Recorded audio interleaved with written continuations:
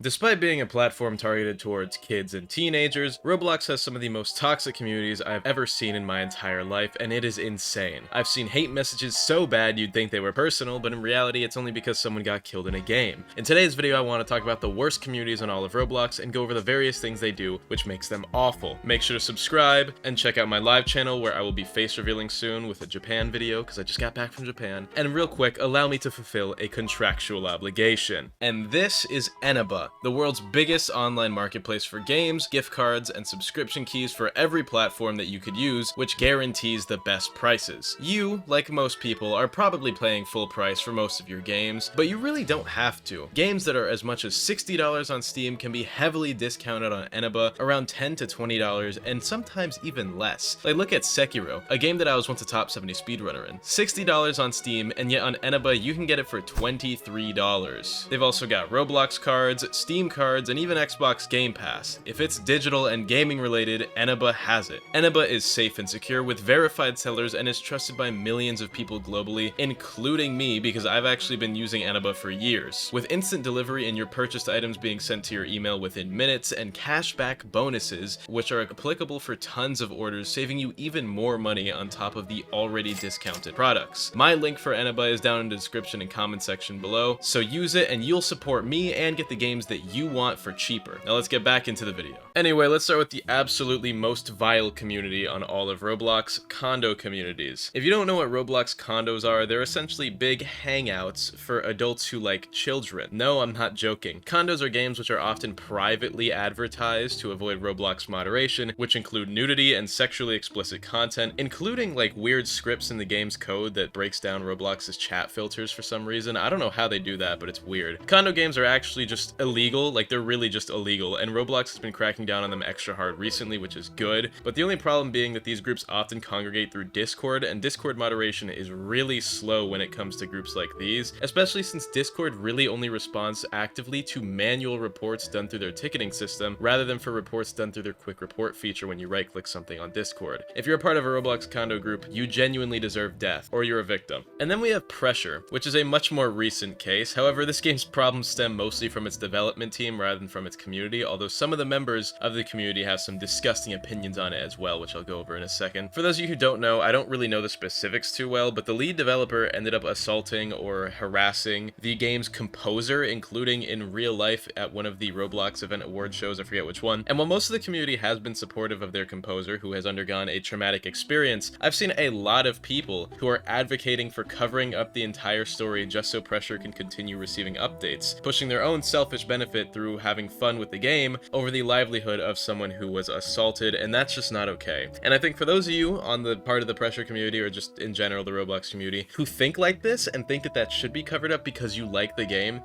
there is something seriously wrong with you. Next up, and all of the communities following will be major steps down, seeing how as the last two were literal crimes and were genuinely actually illegal scenarios which happened, which is why I covered them first. The next one up is Deepwoken. Who could have guessed? Oh my god, literally anyone who knows who I am and clicked on this video knew Deepwoken would be here. It's permadeath and PvP focused, and that is one hell of a combo, because the permadeath factor really makes people angry when they die outside of the PvP arena chime of conflict because of the aspect that you can actually lose things permanently, and it breeds a pretty toxic community because people feel way more invested in everything. So some people feel like when you kill them in Deepwoken, you're killing them in real life. Okay, maybe not that much, or maybe they are, I don't know. Some guy in the comments gonna say it is that serious, and it's gonna get like 40,000 likes, but you get the point. Deepwoken's community surprisingly has some of the softest rules of any Roblox game, which they keep adding to try and curb that toxicity, but I feel like it only makes it worse when you guys constantly keep banning words like Diddy blood for being euphemisms for other words, and then people start getting banned for saying Diddy, and then now you guys are just making people angrier because why is that a ban, like realistically?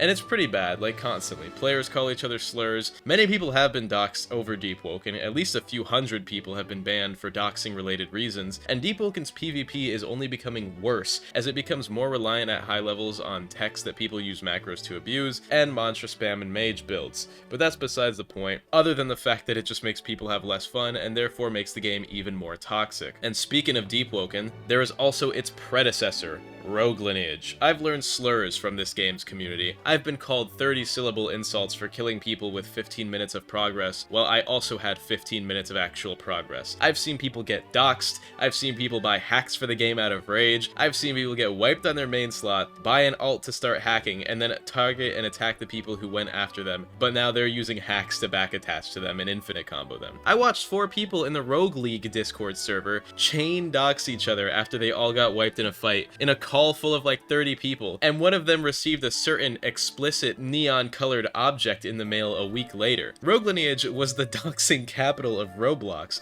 Faces, family members, addresses. If anyone in the world had your info, if your mom knew where you lived, a Rogue Lineage player would somehow find it after you killed them and then call you a slur after leaking that information. And Rogue Lineage was the first mainstream permadeath game, and although the game had rules, you wouldn't know it, because 90% of the people were already banned from the Rogue Lineage Discord, and then from there they'd be free from moderation rule as long as they weren't cheating, because outside of the anti-cheat, this game was free reign anarchy, because nobody really got banned for anything that wasn't short of like major doxes on people who actually went through to report it, but nobody reported anyone because everyone was banned from the Discord server. And I don't know how many of you watching this video will even know what Rogue League was, but it was the most toxic Discord server in the world. It was supposed to be like a competitive Rogue Lineage Discord server, which is the equivalent to the now Deep League Discord server, but Rogue League was just so much worse. It was really funny though. And along with that, fighting games in general on Roblox just have a ton of community issues and toxicity, which is probably just a byproduct of competitiveness. Games like ABA, Type Soul, and really any PvP based game in general have awfully toxic communities, but I don't think ABA and Type Soul come close to even Rogue Lineage. Yeah, they're toxic, but the lack of permadeath in them makes people much less invested, which also makes people much less likely to put a curse on your bloodline and leak all of your personal information at once. Instead, they just like to spit out too many insults at once and call you a dumb mutt at the end of it or spam easy, but it is still pretty toxic and annoying. And also very funny, this is an editor's note, I almost forgot to say this, Battlegrounds games. I don't know how people are so toxic at Battlegrounds games. I don't know how they're so toxic in those games, because it's literally just a sandbox where you go around killing people, and then you'll have people getting mad that you're killing them, and then you'll have people killing them for getting mad for being killed in a game where literally all you can do is kill people, but they actually just want to sit on the sidelines and emote.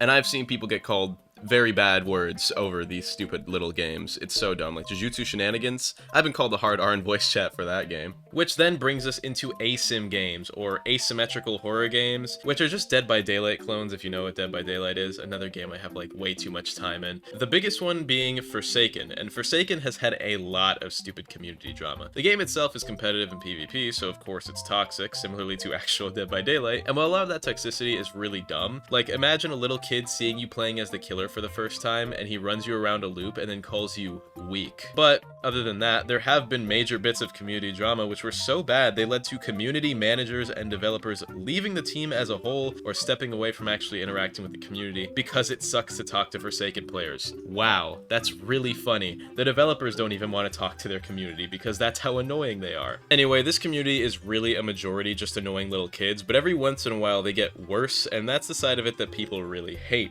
Aside from everyone who plays this game, that is. And the community is pretty much the exact same people for every Roblox asymmetrical horror game, which is surprising considering how many people there are in these communities, and yet the same people manage to get bored of one game, so they hop onto another one that literally plays almost identically to the last one, except it's reskinned and maybe adds a new gimmick or something. And then we have any military roleplay group. These ones aren't necessarily toxic, but it feels like a social experiment, the way little kids will power trip over a Roblox military ranking they got in 4 days. And I know that these are kind of outdated now because there's not really a lot of them that are relevant, but these were super relevant back in like 2014 to 2019. People would play through these games a lot, and there are so many different Roblox military groups that have come and gone over the days. My favorite was actually the futuristic Grand Crossing game, and all of these military games, including the Grand Crossing, would have their version of a border game where the entire mission you had was to either be a guard, which you had to attend trainings for and check in like it was a real job at certain times, or you'd be a random player and you'd have to get past the border and make it into the main city. And yeah, there's the fun way of getting through the border where you kill everyone, but the main way you're supposed to was literally just AFKing, waiting for money because you'd get an AFK bonus in all these games, and then you'd buy a passport and get through. It's so stupid. And the funny part is that there was never anything to actually do in the city in most of these games. And then these games had a mandatory requirement where they'd let you spawn with weapons as a civilian for way too much money. I forget which border game it was. If you remember, it was like a Russian border game. But if you remember which one it was, please leave it down in the comment section down below. But there was this one game that had a 1,500 Robux for a game pass that gives you a grenade that you can't even throw. You would just blow yourself up and you would take anyone out near you as well, which was so stupid. And then these games would also sell like 3,000 Robux class kits or 3,000 Robux guns, including the Grand Crossing, which definitely had 3,000 Robux kits. It was so stupid. Looking back at it, these games were really dumb, but they were kind of fun. And finally, I have the Roblox development community. I have never seen a bigger cesspool. I don't know what it is. It's like King Fritz Will takes over you when you become a Roblox developer, and all of a sudden you want to commit as much crime as possible. This is very relevant today because more and more developers keep getting in trouble for either harassing minors or harassing their employees. It happened to Type Soul, and you know, they gave out codes and that was forgiven. It happened to Pressure. It probably happened to a few other games that I can't think of right now, but it's definitely happening right now, and it's happened so many times. Anyway, I hope you all enjoyed. If there's any specific games or communities that I could have included but didn't, please let me know down in the comments section down below, and you know, also tell me what's so bad about them. Maybe I'll make a part 2 or something like that. Just leave all the other communities that I've forgotten down below. And make sure to subscribe and check out my live channel, Reaconteur Live, for non-Roblox content. I'll be posting my Japan vlog video and face revealing over there pretty soon. That should be happening in the next couple of weeks. Anyway, shoutouts to YouTube members of Tier 2 or higher: Philip, Broccoli, Akiosugi Kuni, Xerxes, Unigio, Fun Guns, Cap1913, Jawa, Abridged Gauther, and Drizzy Drake Fan. And I guess while I was in Japan, we got a bunch of new Tier 2 or higher members, so shoutouts and thank you so much to the new Tier 2 members: Michiwo-I, Kiesler9, or Queasler, it's QE, so I think it's Kiesler9, Aiden, SCDD, Crypto, and Black Soul Wolf. I welcome all of you to my membership program. I make song covers for all YouTube members at any tier, and I upload one a month. So if you guys want to hear my new song covers, buy a YouTube membership of any tier. And if you want a shout out, buy a Tier 2 or higher membership. Thank you all. I love you all. Have an amazing day, and goodbye.